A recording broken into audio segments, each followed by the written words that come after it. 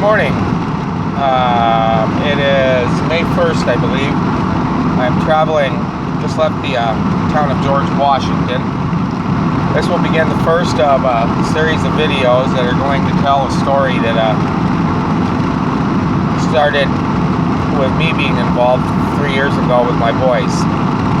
They were molested by a man by the name of Clayton Urbanius, who was a longtime friend. I've gone through living hell to get the man prosecuted here in the state of Washington. I'm traveling back from a week of work at yet one of a long list of people who have been in my life throughout the last 3 years that have been stringing me along with the finances to keep some financial income coming in to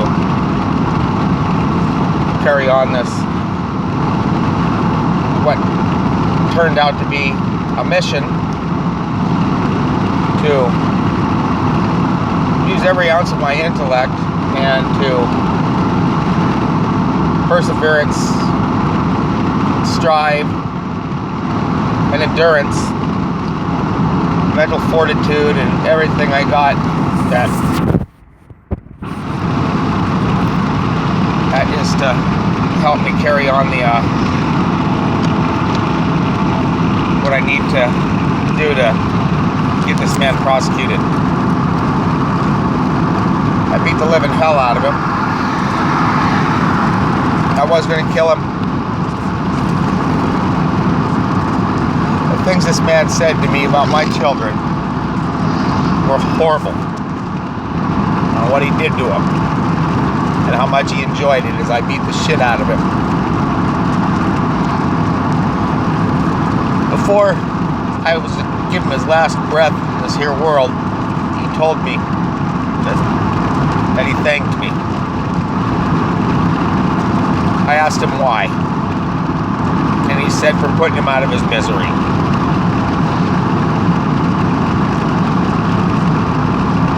I stopped, and to this day I regret doing that. For the reason being is I went to the San Juan County deputies to ask for help. It should have been an open and shut case. Bring him in for questioning. This didn't happen. He crawled out of my house bloody across the woods where he was taken away in an 8 car is what I was told. I waited for the deputies to show up at my house for a statement. That never happened. I had to go to them. They were more or less interested in prosecuting me for assault, even after they were told.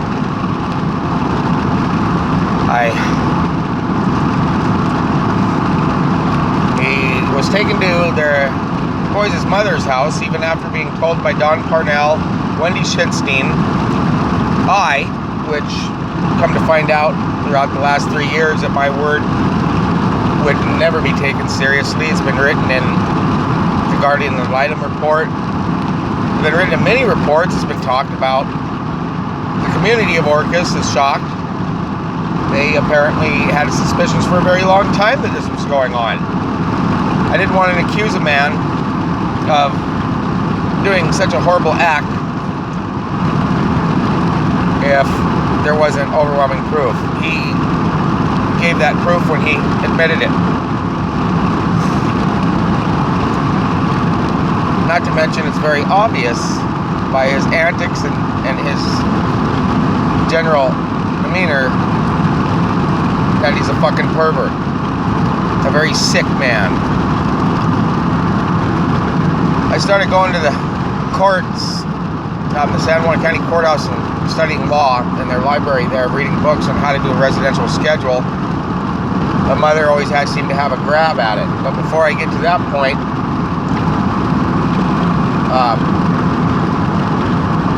I had to push and push and push. My emails from David Johnson 3boys at gmail.com were refused by the server in San Juan County prosecuting office. The lady on the phone chuckled and thought that it was kind of cute by saying that the server thought that my email was a virus. At first, that seemed legitimate. It took about a year for me to figure out, through the lobbying that I've done and through the constant pressuring of what, once again, I say should be an open and shut case, turns out to be, they believe that I'm a virus. I won't go away. The reason for that being is that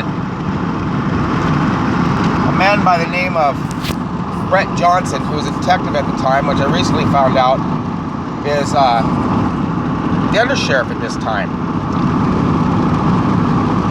tried to tell me that I needed to let it go. The reason for this being is that the deputy was told not to take the children over to their mother's house because Clayton was there. And first he was told not to take Clayton over there because the children were there. Being tired and wanting to just go home, he did it anyway, where my kids were molested for 3 more days when the mother left them alone with him.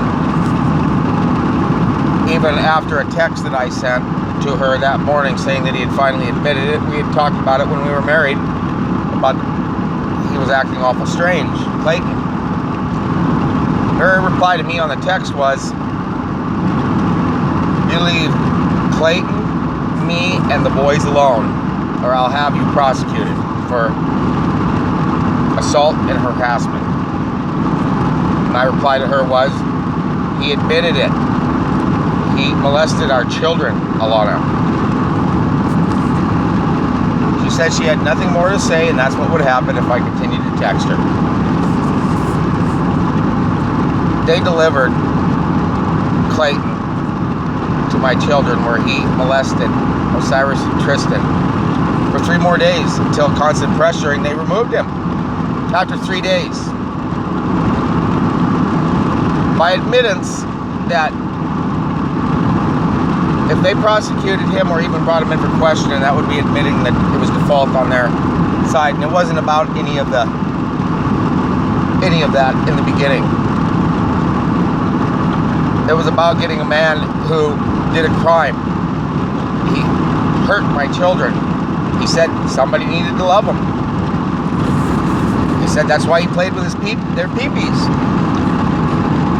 He also molested my first son, Kai, my sister, other kids.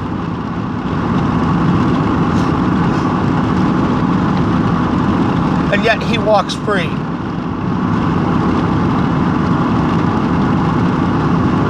Brett Johnson said that I needed to let it go.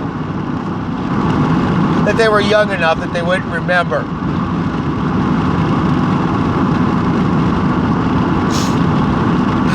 They remember everything.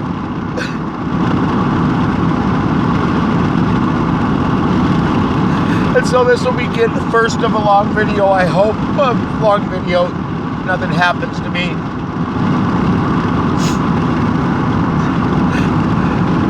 To continue actually get a video document of my lobbying and my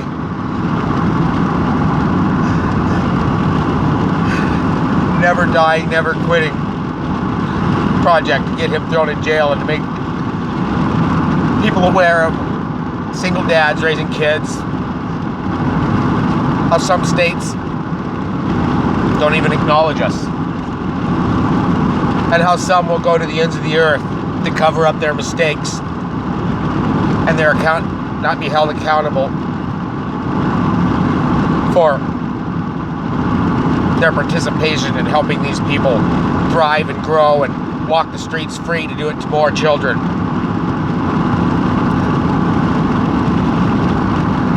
This is David Johnson, and I will be categorizing you in a private videos in my Dropbox. I'll be contacting the ACLU. We've had to move to Montana. I lost my property. I spent all the money that I had trying to get my kids help.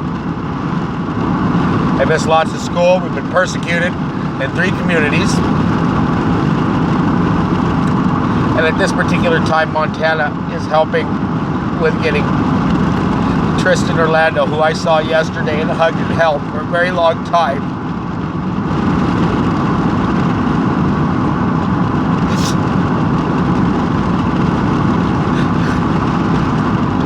peace and some justice. Thank you, and looks like I'm entering Moses Lake now. I'm going to continue these video messages. Time is 10:24 Washington time, May 1st. Thank you. Bye-bye.